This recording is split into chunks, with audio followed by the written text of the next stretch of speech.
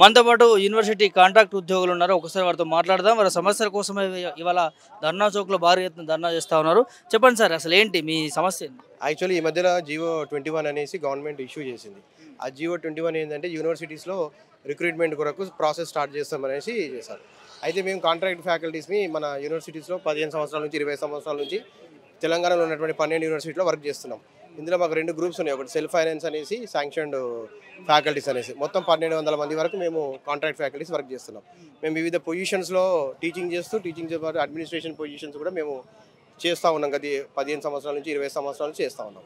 ఇప్పుడు సడన్గా recruitment process start చేస్తున్నప్పుడు ఈ రిక్రూట్మెంట్ ప్రాసెస్ ఉన్నప్పుడు ముందు మేము ప్రభుత్వానికి ఏం చెప్తున్నామంటే ఫస్ట్ మాది ఏదైనా సాల్వ్ చేయండి, మాకు ఉద్యోగ భద్రత ఇవ్వండి, మాకు మినిమం టైం స్కేల్ ఇవ్వండి, లేదంటే రెగ్యులరైజేషన్ అని చేయండి, చేయకపోతే కనీసం మాకు ఉద్యోగ భద్రతను ఇవ్వండి అని చెప్పి మేము తర్వాత అప్పుడు ఆపోజిషన్ పార్టీలో ఇప్పుడు కాంగ్రెస్ గవర్నమెంట్ మన present chief minister Revanth Reddy గారిని అప్రోచ్ అయినాం. అప్పుడు వాళ్ళు ఏమన్నారు, ప్రభుత్వంలోకి వచ్చిన తర్వాత మేము ఇది రెగ్యులరైజేషన్ చేస్తామని చెప్పారు. దాంతోపాటు శ్రీధర్ బాబు, తర్వాత బట్టి విక్రమార్క సార్ వీళ్ళందరూ కూడా ప్రామిస్ ఇచ్చారు. ఇచ్చిన తర్వాత ఇప్పుడు మేము వాళ్ళని మళ్ళీ అప్రోచ్ అవుతుంది. ఇప్పుడు ఏమంటున్నారు, మాకు లీగల్ ఇష్యూస్ వస్తాయి, టెక్నికల్ ఇష్యూస్ వస్తాయని మాట్లాడుతున్నారు.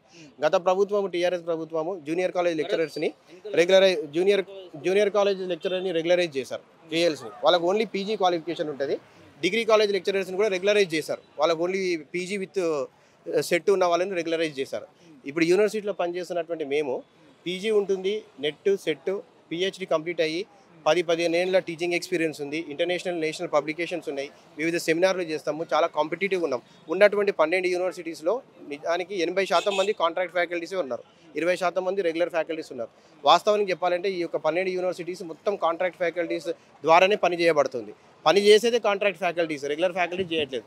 అయితే జేఎల్ వాళ్ళకు డిఎల్ వాళ్ళకు వాళ్ళని రెగ్యులరైజ్ చేసింది, మా యూనివర్సిటీ ప్రొఫెసర్స్ని ఎందుకు చేయలేరు? డిఎల్ కూడా డిగ్రీ కాలేజెస్ కూడా యూజీసీ నామ్స్ కిందకే వస్తాయి. అయితే ఒక్కటే ఇక్కడ కిటికీ ఏంటంటే అక్కడ వీసీ వ్యవస్థ లేదు. జేఎల్ కానీ డిఎల్ కానీ వీసీ వ్యవస్థ డైరెక్ట్ ప్రభుత్వం ఉంటుంది, ప్రిన్సిపల్ సెక్రటరీ ఉంటాడు ఎడ్యుకేషన్కి, తర్వాత డిగ్రీ కాలేజెస్కి కమిషనర్ ఆఫ్ కాలేజ్ ఎడ్యుకేషన్ ఒకరు ఉంటారు కమిషనర్. ఇప్పుడు మా యూనివర్సిటీస్కి వచ్చేసరికి 12 యూనివర్సిటీస్కి 12 వైస్ ఛాన్సలర్స్ ఉంటారు. సో మాకు ప్రభుత్వానికి మధ్యలో ఉండేది వీసీస్. ఈ వీసీస్ ఒపీనియన్ తీసుకుంటున్నారు ఎవరు? ప్రభుత్వం. వాళ్ళు ఇప్పుడు రిక్రూట్మెంట్ జరిగితే పోస్ట్ అమ్ముకోవచ్చు. ఇప్పుడు ఒక నార్మల్ టాక్ ఏముందంటే ఇప్పుడు రిక్రూట్మెంట్ జరిగితే ఒక పోస్ట్ 50 లక్షల నుంచి ₹1 కోటి అమ్ముకోవాలనేటువంటి ఒక టాక్ ఉంది. సో కేవలం వీళ్ళు అడ్డుపడుతున్నారు ఏది మాకు రెగ్యులరేషన్ కానియకుండా ఉండడానికి. మేమేమంటున్నాం, మొత్తం టోటల్గా 2800 వేకెన్సీస్ ఉన్నాయి బ్రదర్ ఇప్పుడు యూనివర్సిటీస్లో 12. కనీసం మాకు 1200 మందిని మమ్మల్ని రెగ్యులరైజ్ చేస్తే మిగతా 1800 పోస్టులను డైరెక్ట్గా రిక్రూట్మెంట్ చేసుకోవచ్చు. ఇది మేము కొన్ని 4 ఇయర్స్ నుంచి సిన్సియర్గా రిక్వెస్ట్ చేస్తూ ఉన్నాం ప్రభుత్వానికి. అందుకని మేము ఏం చేస్తున్నామంటే మాకు ముందు రెగ్యులరైజేషన్ చేయండి, లేదా లీగల్ ఇష్యూస్ ఏమైనా వస్తాయంటే మినిమం టైం స్కేల్ ఇవ్వండి, మాకు ఉద్యోగ భద్రత ఇవ్వండి. ఇచ్చిన తర్వాత మీరు రిక్రూట్మెంట్ ప్రాసెస్ కొనసాగించుకోండి అని మాకు ప్రభుత్వానికి మేము విజ్ఞప్తి చేస్తున్నాం. చాలా సార్లు అడిగాం మేము. ఏది వేం నరేందర్ రెడ్డి సార్ని కలిసినాము, ప్రిన్సిపల్ సెక్రటరీని కలిసినాము, కౌన్సిల్ చైర్మన్ బాలకృష్ణ రెడ్డి సార్ని కలిసినాము. తర్వాత మొన్న లాస్ట్ 3-4 రోజుల క్రితం ముట్టడి చేయడం జరిగింది కౌన్సిల్ని. మేమందరం కూడా అరెస్ట్ కావడం జరిగింది. అంతకుముందు ప్రభుత్వం ఉన్నప్పుడు కూడా మళ్ళీ కౌన్సిల్ ముట్టడి చేసినాం, అరెస్ట్ కావడం జరిగింది. ఒక్కరిని అప్రోచ్ కావడం అని కాదు, అందరిని అప్రోచ్ కావడం జరిగింది. ఉన్నప్పుడు చేస్తామని హామీ ఇచ్చారు, అధికారంలో వాళ్ళు ఉన్నారు, ముఖ్యమంత్రి కూడా రేవంత్ రెడ్డి గారే ఉన్నారు. మీకు హామీ ఇచ్చారు. మేనిఫెస్టోలో కాంగ్రెస్ మేనిఫెస్టోలో క్లియర్గా మెన్షన్ చేశారు, యూనివర్సిటీ కాంట్రాక్ట్ ఫ్యాకల్టీస్ మేము రెగ్యులరైజ్ చేస్తాము అని క్లియర్గా మెన్షన్ చేశారు కాంగ్రెస్ ప్రభుత్వము. మేనిఫెస్టోలో ఇవ్వడం జరిగింది. ఇప్పుడు మేము వచ్చిన తర్వాత మేము మాబ్నార్ నుంచి వచ్చాము, ముఖ్యమంత్రి గారు కూడా మాబ్నార్ నుంచి రేవంత్ రెడ్డి గారు. మేము ఎంతో ఆశ పెట్టుకుని ఉన్నాం, పాలంపూర్ యూనివర్సిటీ నుంచి వచ్చినాం.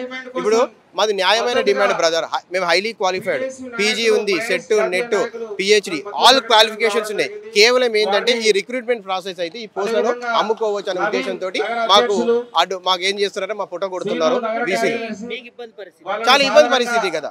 ఇప్పుడు మేమేమంటున్నాము, 2800 పోస్టులు ఉన్నాయి, మమ్మల్ని ఫస్ట్ 1200 మందిని మాకు రెగ్యులరైజ్ చేయండి, మిగతా 1800 పోస్టులను డైరెక్ట్ రిక్రూట్మెంట్ చేసుకోండి మీరు. ఇన్ని సంవత్సరాల నుంచి మేము యూనివర్సిటీస్ని మా భుజస్కంధాల మీద కాంట్రాక్ట్ ఫ్యాకల్టీస్ నడిపించినాము, అన్ని పోస్టులు హ్యాండిల్ చేసినాము. మమ్మల్ని వాడుకున్న తర్వాత ఇప్పుడు మమ్మల్ని బ్రతుకులను రోడ్డు మీద వేస్తే అది ఎంతవరకు న్యాయం అంటారో మీరే చెప్పండి. సో మేమందరం ఏం చేస్తున్నామంటే ప్రభుత్వాన్ని రిక్వెస్ట్ చేస్తున్నాం, ముందు మమ్మల్ని రెగ్యులరైజ్ చేయండి సార్, లేదంటే లీగల్ ఇష్యూస్ వస్తాయని అంటున్నారు.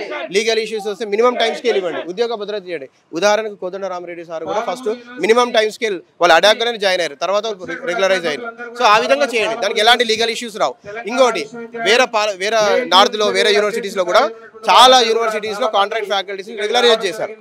సో అక్కడ లేని లీగల్ ఇష్యూస్ మన పర్టికులర్గా మన తెలంగాణ యూనివర్సిటీస్లో ఎందుకు వస్తుంది? వేరే దగ్గర అయింది కదా, సుప్రీంకోర్టు తీర్పు ఉంది ఈక్వల్ వర్క్ ఈక్వల్ పే అని చెప్పేసి. మేము ఒక్కొక్కరం 40,000, 50,000, 60,000 పనిచేస్తున్నాం. రెగ్యులర్ వాళ్ళు 1,50,000 నుంచి 2 లక్షలు 3 లక్షల జీతాలు ఎత్తుతున్నారు. మళ్ళీ అక్కడ లేని వేరే యూనివర్సిటీస్లో రెగ్యులరైజ్ చేసినప్పుడు మన యూనివర్సిటీలో రెగ్యులర్ చేయడానికి ఏం అడ్డు వస్తుంది? ఏంటంటే కమిట్మెంట్ లేదు, నాయకుల దగ్గర కమిట్మెంట్ లేదు చేయాలని చెప్పేసి. కాబట్టి మేము ఒకటే రిక్వెస్ట్ చేస్తున్నాము, లీగల్ ఇష్యూస్ కూడా యాక్చువల్గా వాస్తవానికి లేవు. సుప్రీంకోర్టు కూడా ఒకటి తీర్పులో కూడా క్లియర్గా ఇచ్చింది, ఈక్వల్ వర్క్ ఈక్వల్ పే, వీళ్ళని రెగ్యులరైజ్ కూడా చేయొచ్చు అని కూడా సుప్రీంకోర్టు కూడా తీర్పు ఇచ్చింది. కాబట్టి మేము ఒక్కటే రిక్వెస్ట్ చేస్తాం, ప్రభుత్వానికి రెగ్యులరైజ్ మమ్మల్ని చేయండి, దాని తర్వాత మీరు రిక్రూట్మెంట్కి వెళ్ళండి, మాకేం అభ్యంతరం లేదు. తర్వాత మేము అందరం కూడా హైలీ క్వాలిఫైడ్, అందరూ కూడా PhD కంప్లీటెడ్, నెట్ సెట్ అందరూ కూడా కంప్లీటెడ్ ఉన్నారు, ఇంటర్నేషనల్ పబ్లికేషన్స్ ఉన్నాయి. ఇంకోటి వాస్తవానికి ఎంత అన్ఫార్చునేట్ అంటే జూనియర్ కాలేజ్ కాంట్రాక్ట్ ఫ్యాకల్టీస్కి బేసిక్ వచ్చేసి 57,000 సార్. జూనియర్ కాలేజ్ కాంట్రాక్ట్ ఫ్యాకల్టీస్కి బేసిక్ వచ్చేసి 57,000. Degree college contract faculties basic salary వచ్చి 64,000. మా యూనివర్సిటీస్లో పనిచేసే వాళ్ళకు, మేము యూనివర్సిటీ PG ప్రొఫెసర్స్ని, మాకు బేసిక్ వచ్చి 43,000. ఒక్కసారి ఆలోచన చేయండి సార్, ఎంత వ్యత్యాసం ఉంది. PG వాళ్ళకి టీచ్ చేసే వాళ్ళకు మాకు శాలరీ తక్కువ, క్వాలిఫికేషన్ ఎక్కువ, వర్క్ చేసేది ఎక్కువ. మేము ఉన్న 80% మొత్తం కాంట్రాక్ట్ ఫ్యాకల్టీస్ 12 యూనివర్సిటీలో ఇంతగా మేము కాంట్రిబ్యూట్ చేస్తున్నప్పుడు ఎందుకు ప్రభుత్వము మా పైన కన్సర్న్ చూపిస్తలేదు? ఒకటి మేము ఎక్కడే ఏంటంటే మాకు మధ్యలో ప్రభుత్వానికి మధ్యలో ఉండేది VC వ్యవస్థ. ఈ VCలు ఏం చేస్తున్నారంటే రిక్రూట్మెంట్ చేస్తే వాళ్ళకి లాభం, రిక్రూట్మెంట్ చేస్తే వాళ్ళకి లాభం, మాకు మమ్మల్ని ఏం చేస్తే మా రోడ్ మీద పడేస్తారు, కొట్టకూడదామని వాళ్ళ ఉద్దేశం, అంతే, అంతకుమించి ఏం లేదు. సో ప్రభుత్వాన్ని రేవంత్ రెడ్డి సార్ మీరు రిక్వెస్ట్ చేసేదంటే, సార్ ఈ వాస్తవాలు మీరు అర్థం చేసుకోండి, దయచేసి మమ్మల్ని రెగ్యులరైజ్ చేయండి. చేయడం వలన మేము మా యూనివర్సిటీలో పనిచేసే కాంట్రాక్ట్ ఫ్యాకల్టీస్ అందరం కూడా మీకు జీవితాంతం మా కుటుంబాలు మేమందరం కూడా రుణపడి ఉంటాం సార్. ఈవెన్ మా కాంట్రాక్ట్ ఫ్యాకల్టీస్కి ఆత్మ గౌరవం కూడా లేదు. యూనివర్సిటీస్లో అటెండర్స్ కూడా మమ్మల్ని రెస్పెక్ట్ ఇయ్యారు, పని చేసేది మాది. యూనివర్సిటీస్లో అటెండర్స్ కూడా మమ్మల్ని లేరు, మంచినీళ్ళు ఇవ్వరు, పెట్టరు, అంతా మేము డిస్క్రిమినేషన్కి గురవుతున్నాం సార్. ఇది మీరు దయచేసి గ్రహించండి. మిమ్మల్ని కూడా మీరు పాదయాత్ర చేస్తున్నప్పుడు మామూలు మిమ్మల్ని అప్రోచ్ అయ్యాం, మీరు కల్వకుర్తిలో పాదయాత్ర చేస్తున్నప్పుడు. అప్పుడు మీరు ఏమన్నారు, మేము ప్రభుత్వానికి వచ్చిన తర్వాత ఖచ్చితంగా చేస్తామన్నారు. ఆ ఉద్దేశంతో మేము మూకుమ్మడిగా యూనివర్సిటీలో పనిచేస్తున్న కాంట్రాక్ట్ విశ్వవిద్యాలయ ఫ్యాకల్టీస్ మూకుమ్మడిగా మేము ఏం చేసామంటే కాంగ్రెస్ ప్రభుత్వాన్ని మేము గెలిపించాం. ఓట్లు అంటే మీకే వేసాం, బీఆర్ఎస్ వేయలేదు, టీఆర్ఎస్ ప్రభుత్వానికి వేయలేదు, ఎందుకంటే మాకు రెగ్యులరైజేషన్ అవుతుంది, మీరు మాకు మెయిల్ చేస్తారని. వచ్చిన తర్వాత కూడా ఇప్పుడు దగ్గర 9 నెలలు సంవత్సరం అయిపోతుంది, ఇంతవరకు మేము ఎంతమందిని అప్రోచ్ అయ్యాం. ఇంకా మాకు ఏం చేశారంటే మాకు పెనం మీద నుంచి పొయ్యిల పడ్డట్టుగా సిచ్యువేషన్ తీసుకొని వచ్చారు ఈ GO 21 ఇష్యూ చేయడంతో. కాబట్టి we are sincerely requesting you to regularize or to initiate the process of regularization of the university faculties. Despite having high qualifications, sir, please have a concern and please show humanity on us, sir. Thank you.